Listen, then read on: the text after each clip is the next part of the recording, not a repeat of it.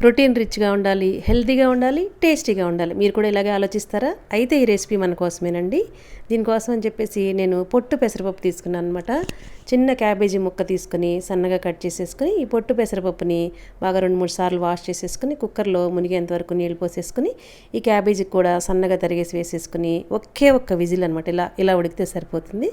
పక్కన పెట్టేసుకుని స్టవ్ మీద ప్యాన్ పెట్టుకుని ఆయిల్ వేసుకుని పోపు దినుసులు అన్నీ వేగిన తర్వాత సన్నగా వెల్లుల్లి కట్ చేసి వేసేసుకుని ఒక ఉల్లిపాయ కూడా అలాగే కట్ చేసి వేసేసుకుని పచ్చిమిర్చి, కొంచెం కరివేపాకు, కొంచెం ఇంగు కూడా వేసేసుకుని ఇదంతా పోపంతా బాగా వేగిపోవాలన్నమాట. అప్పుడు కొంచెం పసుపు, టేస్ట్కి సరిపడా సాల్ట్ వేసేసి ఇదంతా మనం ఉడకపెట్టుకున్న ఈ పెసరపప్పు, క్యాబేజీ ఇదంతా కూడా వేసేసుకుని కొంచెం ధనియాలు, జీలకర్ర పొడి వేసేసి మొత్తం అంతా కలిపేసి ఫైనల్గా కొంచెం కొత్తిమీర వేసేస్తే ఎంతో ప్రోటీన్ అలాగే టేస్టీ హెల్తీ పప్పు అండి, పొడి పప్పు అనమాట. క్యాబేజీ పెసరపప్పు రెడీ అండి. ఇది అన్నంలోకి చపాతీలో కూడా సూపర్గా ఉంటుంది. Thank you for watching.